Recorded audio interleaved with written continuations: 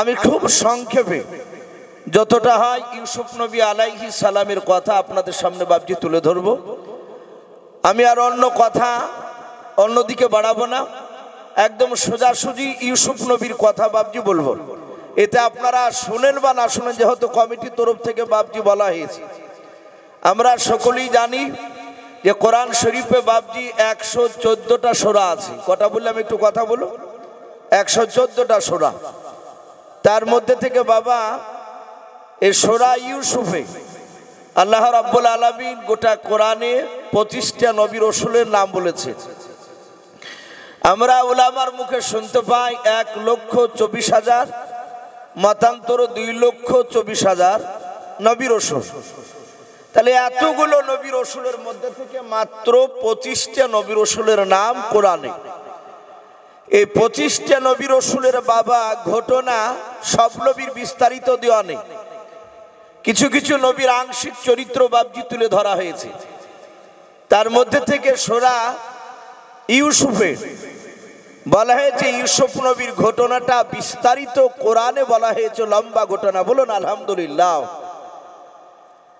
এই গোটা ঘটনার পিছনে বাবজি নিশ্চয় আল্লাহর কারণ রয়েছে।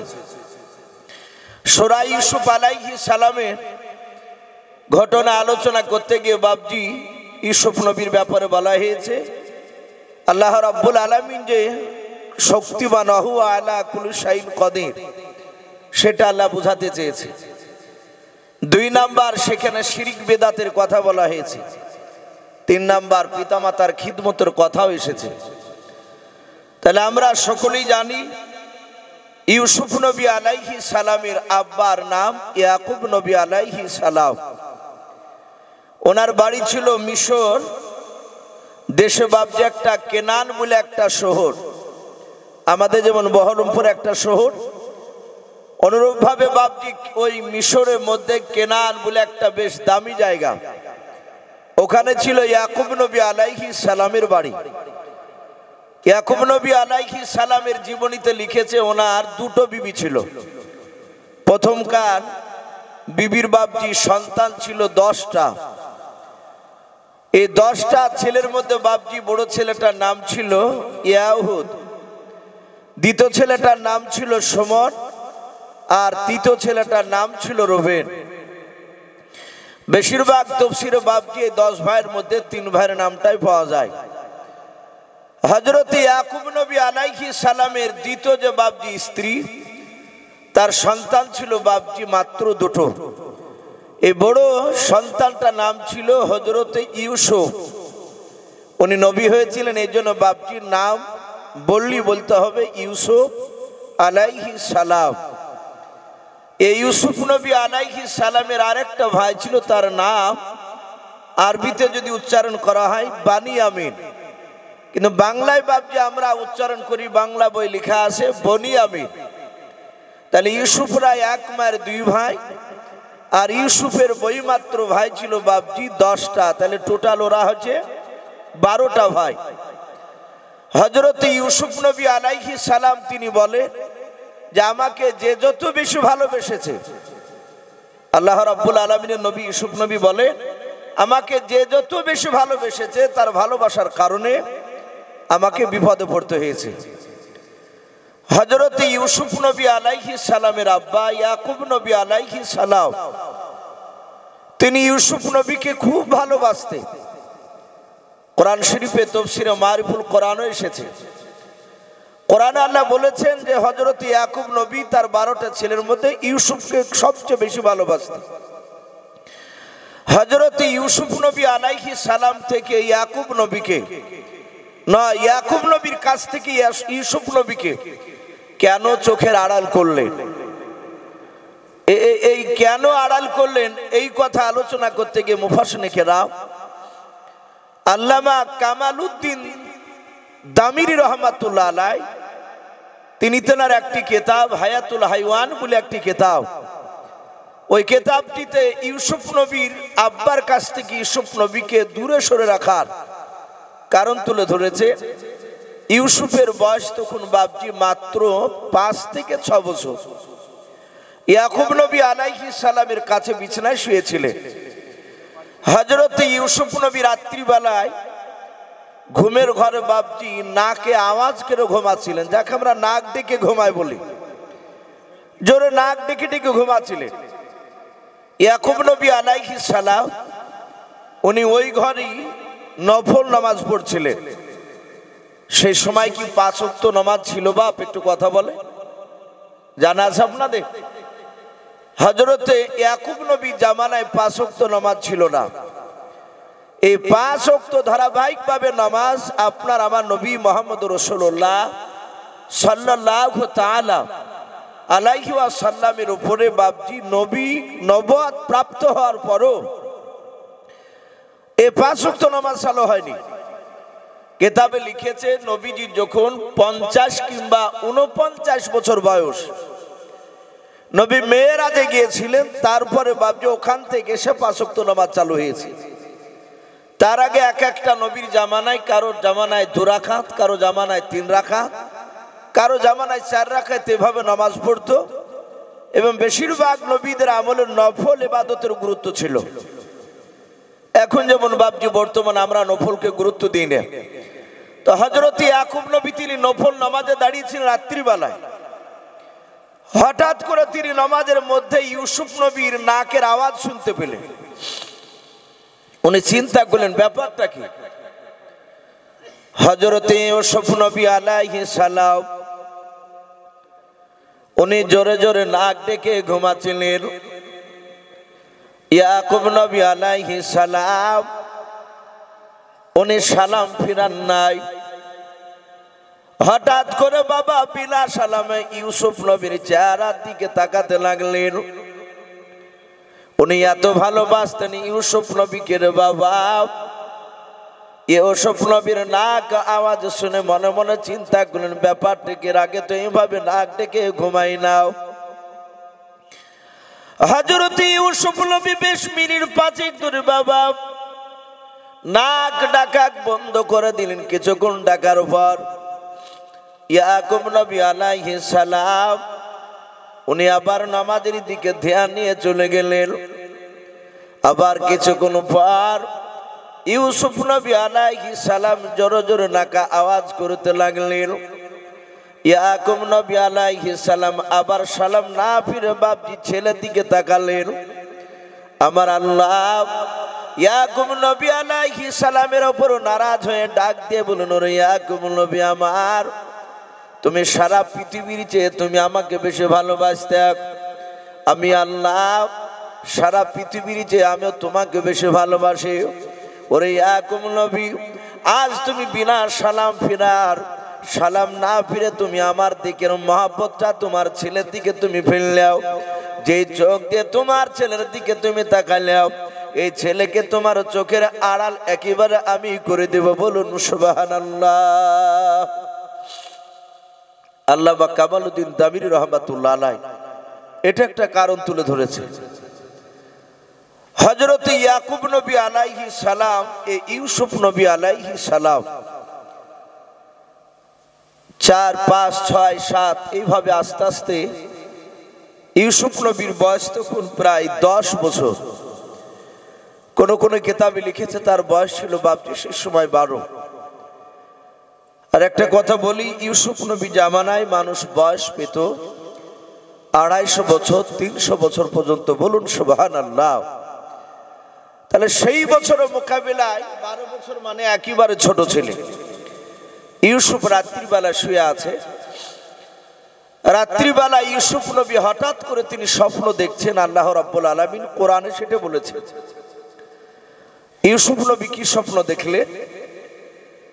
সূরা ইউসুফ আল্লাহ বলছে, ইদ ক্বালা ইউসুফু লিআবিহি ইয়া আবাতি ইয়া আবাতি ইন্নী রাআইতু আহাদা আশারা কাওকাবান ওয়াশ-শামসা ওয়াল-কমারা রাআইতুহুম লি সাজিদিন। ইউসুফ নবী আলাইহিস সালাম রাত্রিবেলায় স্বপ্ন দেখলেন আসমান থেকে বাবা কোটি কোটি তারকার মধ্যে থেকে মাত্র 11টা তারকা এবং চাঁদ সূর্য তারা সকলেই বাপজি আসমান থেকে নেমে এসে আমার ইউসুফ নবী আলাইহিস সালামের পায়ের নিচে তারা সেজদা করলো।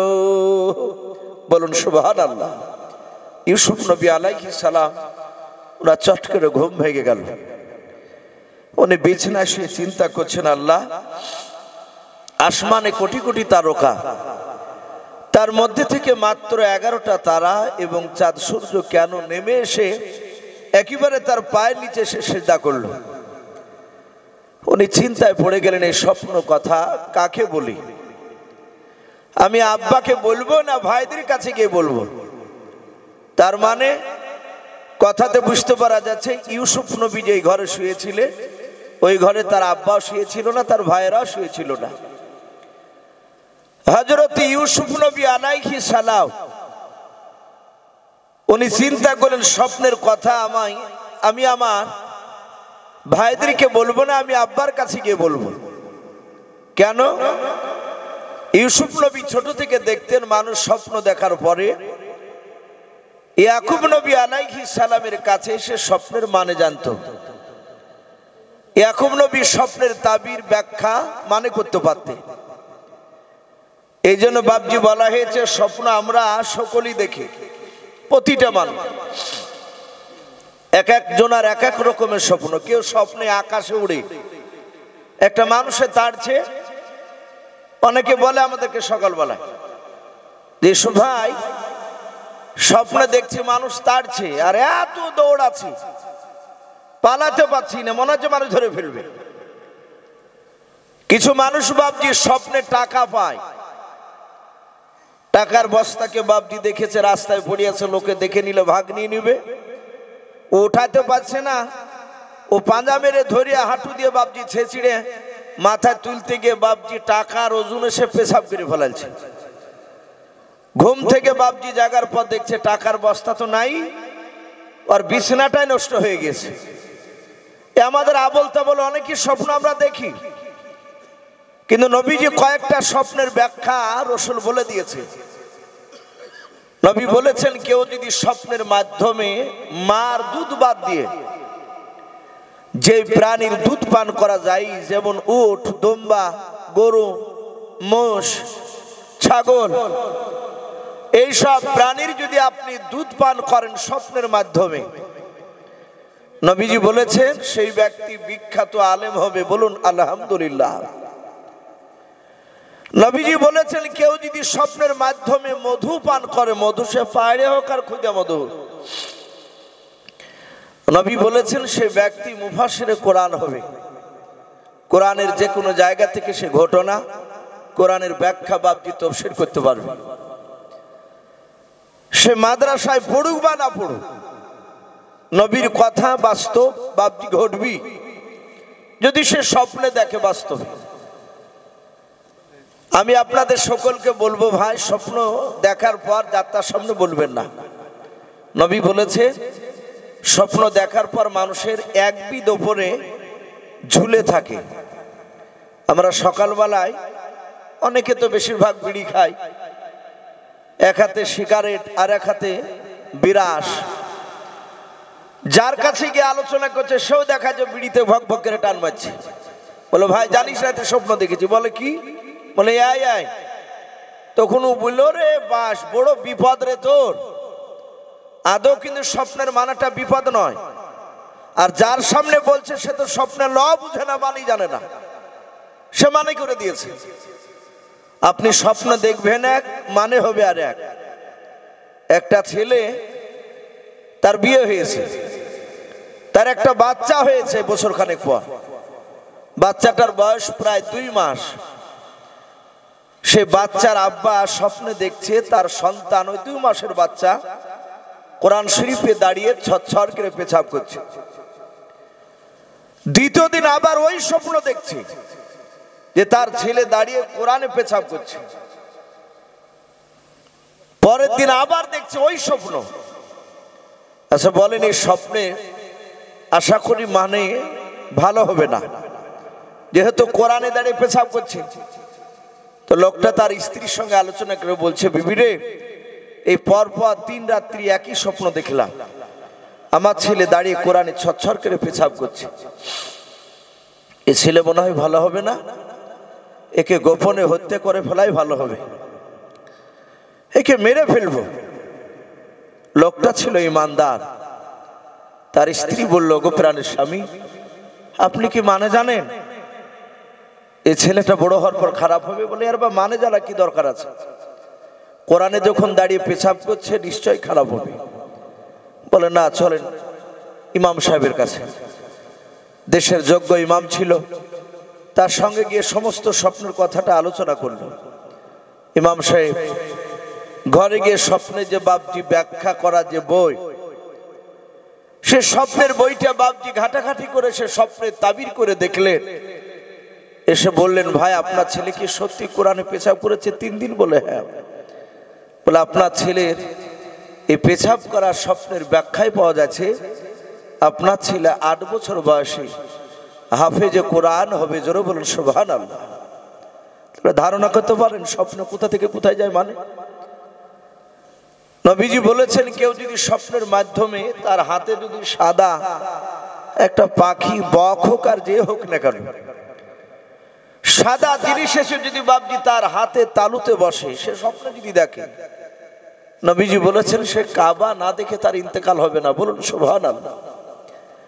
এই জন্য বাপজি স্বপ্ন দেখার পর যাত্রার সামনে বলবেন না। একটু বুজুর্গ আল্লাহওয়ালা লোক যদি বুঝতে পারে তাদের সামনে গিয়ে আলোচনা করবেন। যদি মানে খারাপ হয় তাহলে আপনাকে বলতে বারণ করবে, বলবে কিছু টাকা পয়সা সদকা করে দিও। আর যদি ভালো হয় তাহলে বলবে, ভাই আপনার স্বপ্নের মানে এটা আছে, অসুবিধা নেই। ইউসুফ নবী বলে বলে চিন্তা করলে, আমি স্বপ্নের কথা ভাইদেরকে বলবো না, আমি আব্বার কাছে গিয়ে বলবো।